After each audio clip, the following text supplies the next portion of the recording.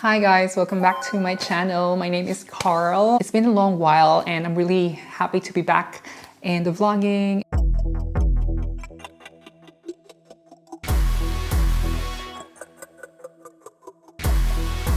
Well, guess what? I'm in our new place and I'm really excited and thrilled to be here in the new setup. I've been away for almost like 2 weeks or more because we've been super busy with the moving. Now it's all done and I'm back to the vlogging, I guess. Just a quick update. Just recently, me and Loren bought a property. It's just a small apartment, as you can see. Nothing grand and massive. We don't have kids, we don't have pets, so this is just our own little abode. I'm really excited because one of my good friends on Instagram, shout out to Christos for sending us this gift, a welcome gift, because we just moved to our new place, and he's really so sweet and very thoughtful to give me and Loren a present. So funny, when we first moved in the place, we were like moving stuff, and then very randomly there was a bat that was like flying in the house, and according to Christos, who sent us the gift, it was a good omen. It's like a rebirth. Like I said, Christos sent us this really amazing gift. I've been dying to open it, but then I thought I would like to share it with you guys because this is just, you know, a special moment for me.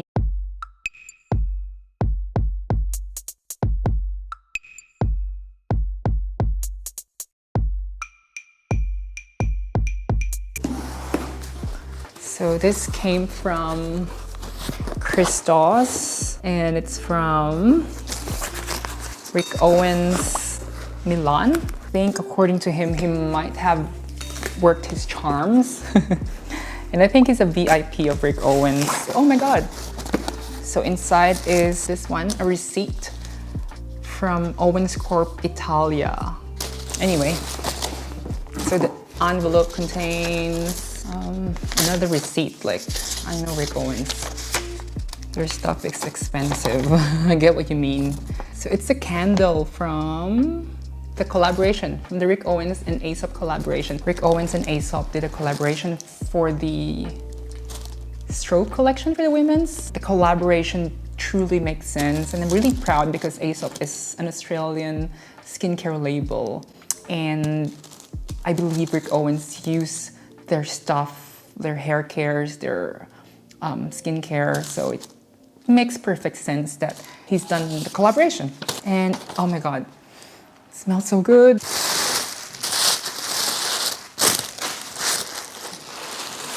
Oh my God, it came with a small dust bag. Wow, another one from my collection.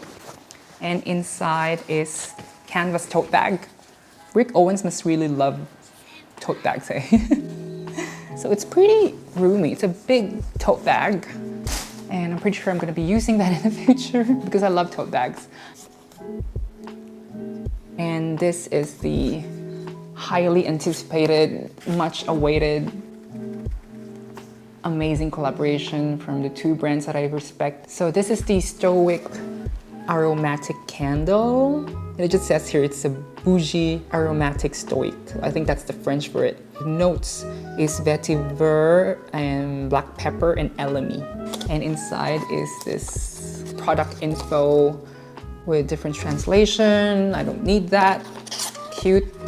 And inside is another another canvas.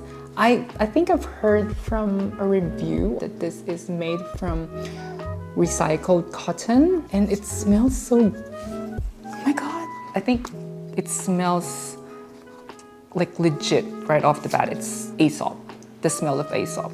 I don't know what happened here. Like, oh my God, did I break it? It's a bit wet and sticky. I think there must be some mishap. I don't know if you can see it. I think the wax kind of moved or something. I'm gonna put this in my bag so my bag will smell like Aesop, or maybe I'll put this in my closet. And this is the amazing candle. I wish Loren's here so we can smell together. He's at work at the moment, but yeah, he can catch up later. So let's light it up and let's experience the Rick Owens and Aesop candle collaboration. Right off the bat, the smell is very Aesop. This is the kind of smell that you get or you smell when you walk into an Aesop store, or if you walk past an Aesop store. And I'm very pleased because that's the goal that we wanted. We wanted our house to smell like an Aesop store. And I love the shape. It's like an urn. It's like a chalice or a holy grail almost. So from the bottom of my heart, I'm really, really thankful to Christos. This is such an amazing gift. It will go perfectly with our Roman column. So this is the column that I was talking about. We nearly died carrying it, but it's all worth it because it just adds a great depth and narrative to the place, to the plain house. This is my candle collection. So I think the Rick Owens candle stands out a bit. But anyway, they're all amazing. Yeah, thank you for the friends who gave us these candles. I'm gonna kill this candle now. Otherwise, there's nothing left for Lauren to smell. Bye!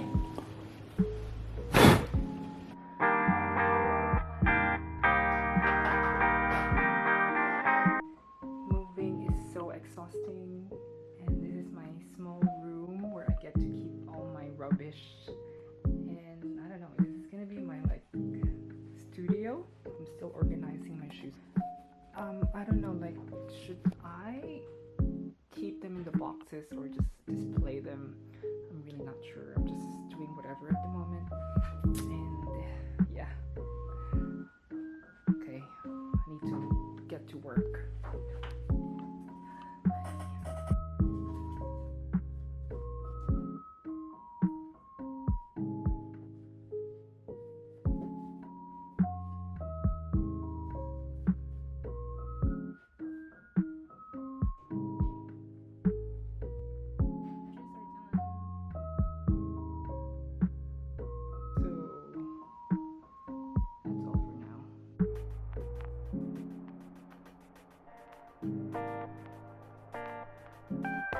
At the moment, I have these two amazing pieces. So this is the Rick Owens very lightweight blazer. It's from the spring-summer 2014. And I think it's from the menswear. It's just like a lab coat. And I love it. It's long line. So I haven't had any white or light blazer or coat. So this would be a great addition. I bought it from Mercury, Japan. My intention of buying it, why? Because lately I've been obsessing about the new collection of Rick Owens, and this was a dead ringer of this really nice blazer from the Fogashine collection. And another amazing piece is this wool heavily draped dress from Rick Owens as well. Yeah, it's beautiful. It's a lovely color. I think the color is called Raisin. It's from the Mastodon collection. My icon is Michelle Lamy, and I think this is a perfect Michelle Lamy dress to have and to wear. I think we've probably seen her wear this as well. I'm all for something dramatic, so I'm really happy. And also you guys, I've been seeing a lot of the Boland banana boots from Rick Owens, but just wait because I bought something nicer and you'll be shocked. During the last few weeks as well, I have this dilemma of buying the ballast boots from Rick Owens, and it's my first time to actually ask people, because usually I trust my guts and I just buy whatever I want to buy without asking a friend, without asking people. But this round I was like, oh, maybe I'm gonna ask for people's opinion just for a change. And it's like half and half. Like some people don't like it, some people do, and it's just like too much noise in my head, so I didn't buy the shoes. It was like 30% off at Luisa Via Roma, and I think it was the cheapest priced ballast boots across the online shops, but I got something really nicer and it's more me.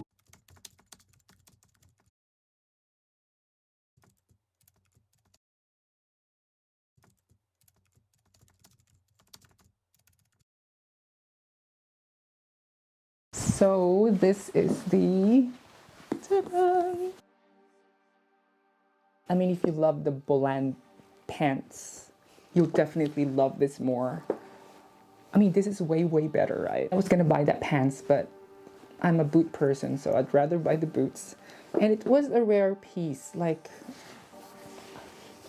hasn't been worn. According to the seller, this was from an Avant Garde curator in Hong Kong, and as you can see, I think she just displaced the shoes in her closet. And it still has the Louis Aroma tag. Obviously, hasn't been worn. I don't know, it has the zipper and the fake shearling detail inside. It's really lovely. I'm gonna be showing you how I wear it, of course. I'm not gonna leave you hanging. My longtime grail since I was like 20 years old or 19, can't remember. So I finally have it. I can't wait to wear this for winter. I don't know, it's an old collection, yes, but I'm pretty sure this style will be as relevant as, you know, the newer pieces. Pretty much it's like going full circle. So don't be worried if you can't keep up with all these, you know, new pieces coming out from the brand. It's not about what pieces you have or if you're wearing the trendy pieces that these rappers or these celebrities wear. Rick Owens is not about that. It's about you expressing yourself, and it's all about wearing Rick pieces to empower you. Planning to do like a silent lookbook, and you'll see later on it's gonna be something creative and a bit cinematic. The way I present myself. A lot of people say, you know, Rick Owens is always Rick Owens and he's always the same and it's boring. You know, if you don't like Rick Owens, if you don't like that aesthetic, well, you're never really going to like him because it's not really going to change. So it's not like you're going to get like a big surprise. People often use the term darkness with me. I don't know if it's darkness or realism, because you can either be completely nihilistic and black, or you can be completely oblivious and Disney pink. I'm kind of trying to find a balance where I acknowledge both, because if you don't acknowledge the gravitas of life, that isn't realistic. Fashion as an escapist fantasy there's nothing wrong with that. We need all versions of it. My version is just a little bit more corrupt utopia. That's a lot of what I wanted my clothes to be. I wanted my clothes to be gentle, but to signify a gentle rejection of what was considered suitable. So that's why I went into fashion, because it was another form of creativity. Clothes aren't enough anymore. Now you have to have something a lot more personal and intense than just good clothes, because there's a lot of good clothes out there now. You have to back it up technically. Everybody has some kind of creative taste. But if you can't back it up by actually getting it executed in the right way, and execution is everything. There's a lot of beautiful, beautiful ideas, but if you can't get them executed the way that you want to, it's not going to work. And getting them executed with all of the people that it takes to get that done, that's a very delicate, fragile thing. It's a very fragile formula, and sometimes it just doesn't gel. One element of seduction is indifference. When you are flamboyant in an indifferent way, that kind of indifference is seductive. Just the attitude of almost rejecting classical beauty and doing the opposite almost kind of can enhance a feeling of seduction. That's how the collection always starts, music and shoes. Shoes, because shoes mean everything. Shoes are like the main part of an outfit. You want to invade the space around you in an exaggerated way, because exaggeration is fun, it's play. Exaggeration, flamboyance in theater, but in an everyday way.